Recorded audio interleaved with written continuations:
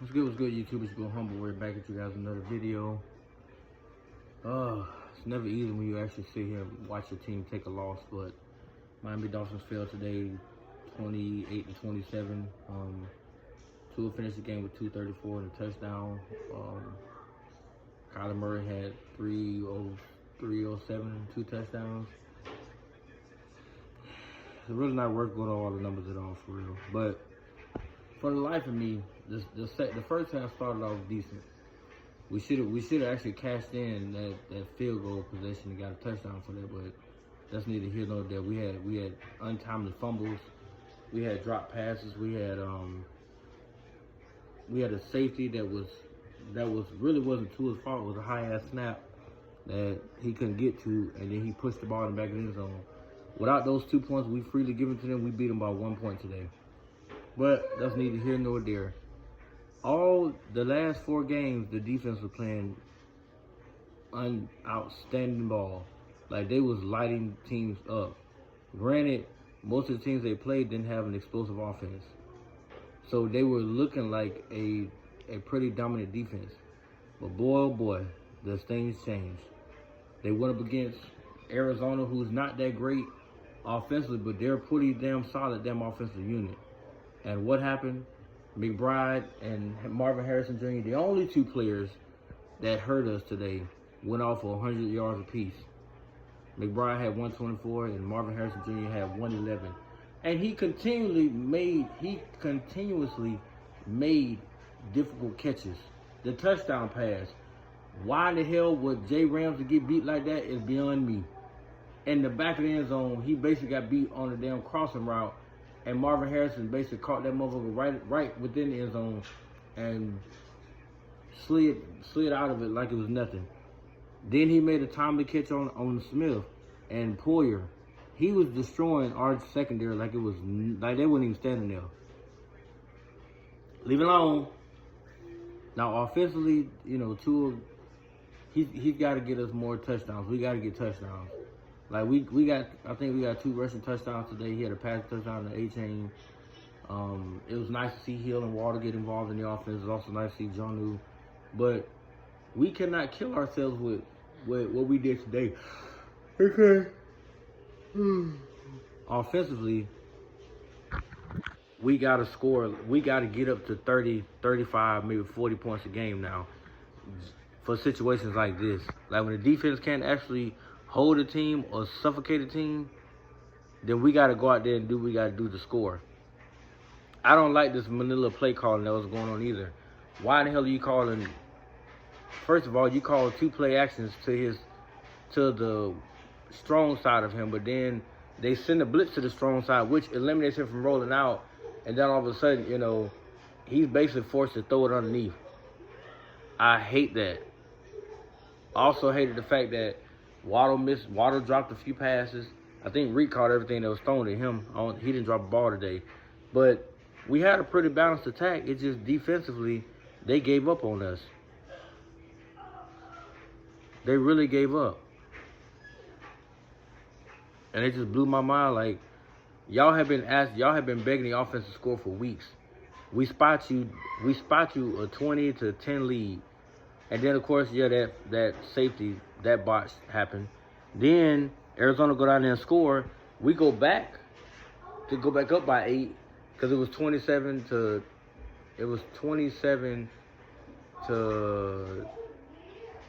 No, I'm wrong. So we gave it to safety. That was 12 to 20. Then we go down and get a touchdown. No, they go score on us. And they missed 2 more conversions, so it was 18 to 20. Then we go back down and score again. We spot them 9 points. And then, was it 9? 18 to 27 is not 9. The math just ain't mathing. Yeah, the offense did spot them 9 points. And then they proceed to give up another touchdown and then give up the game-winning field goal. Now the last we had two punting drives. The final one we took, I don't know what the hell was that about. I have no idea, but it was very shitty. I can say that. But they sent the overall blitz. I'm thinking that we finna hit them over the middle, whatever, because we got Hill and Water, but no, we throw that bitch to Julian Hill, and they would try to throw a dump off route to A-Chain, and he didn't even see the ball. And then from there, we just punted it back, expect the defense to do something. They methodically marched that ball down the field with the same two people over and over again. A little bit of mix with James Conner in there. But that was flat out pathetic. I never thought that I would see such a pathetic effort on defense with what they were doing. They barely got any pressure. And then it's like the second half, they just stopped trying to chase Kyler Murray. They would just play the contain game. You could still play contain, but you got to go get them. That's why Jalen Phillips' injury hurts us, because he would have been a consistent threat the entire game. So it goes to show you certain players are needed for certain situations. Jalen Phillips would have been an X factor for us today. He would at least got 2 sacks. Because once he closed in on Kyler Murray, he would have got a sack. But we don't have the horses like that, and it shows. Our defense was camouflaged by the fact that we can provide pressure. And once that pressure can't get there, our secondary can't really play coverage like that. So in Buffalo next week, I don't know what the hell we're going to do. Because right now, I don't even know when Bradley Chubb's coming back. And for that matter, I'm so worried now that hell, Buffalo finna have a field day on us. They struggling right now with Seattle, but they probably gonna have a field day on us. They might be moving to 6-2 by the time this game over with, and we're at 2-5, so we're in the opposite spectrum of each other. We're 3 games back now, a whole 3 games back. The only saving grace we have is that New York and New England are just as bad. So, and we're literally like maybe a game and a half out of a playoff spot now. So we're not out of the fucking playoffs, but this is pathetic to watch. Like, it's hard to watch it. And I'm telling you, like, I'm a big Tua fan, but we need to get some touchdowns now. We need him to at least average 3 touchdowns a game. Like, no joke.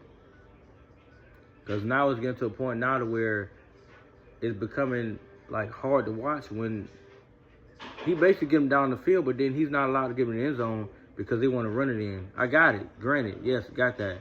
But at least if he got you that damn far, hell, let him throw it in the end zone, whatever.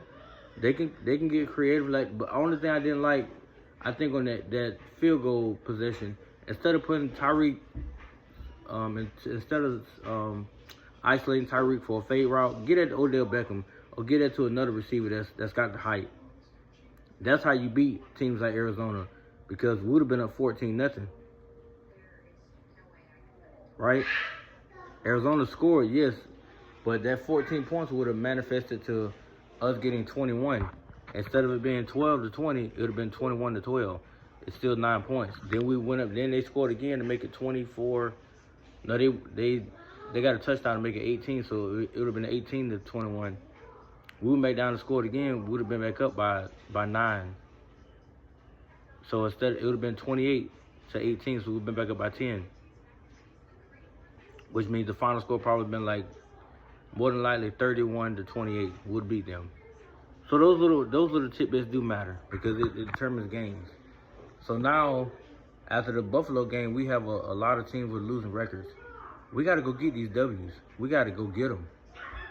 It's got to be week in, week out, total focused effort. It first starts with Buffalo. We got to somehow contain Josh Allen as hard as that's going to be, and find a way to eliminate James Cook and company from annihilating our damn defense. And the offense has got to play. I understand Buffalo got big-ass corners, but hell, you know the best way to do with them? You can tire them out. You can make them work for what they want, or what they're not able to do, which is stay in front of you a long period of time. So you can hit them with deep routes and stuff like that, but you got to be, Tua has to be on point, which I'm not worried about his precision. I'm worried about that pressure they're going to try to put on him from the jump, because they're going to try to come after him a lot next week. But it sucks that we had to take that loss, because, I mean, hell, it would have been nice to go into Buffalo at 3-3. But now we've been 3-4. Now we're 2-5. So we just got to climb out this hole. I mean, you win out, we got 10 games left. You win 9 of those, you're at 11-5. So it's not it won't be a worst case scenario, but you win 9 of them, you're 11-5, and you still get a playoff spot. So we're gonna see what they do to make these adjustments, and I mean, as far as Mike McDaniels go, I really don't want to hear his pressure. I don't. Because to me, there's no excuse you can give in terms of how pathetic that last offensive series was, because I felt like they just succumbed to what Arizona wanted them to do, which is throw another damn screen, because they started off with screens, and after that, they opened up the playbook and actually ran the offense like it's supposed to be looking, and then they went back to the same bullshit.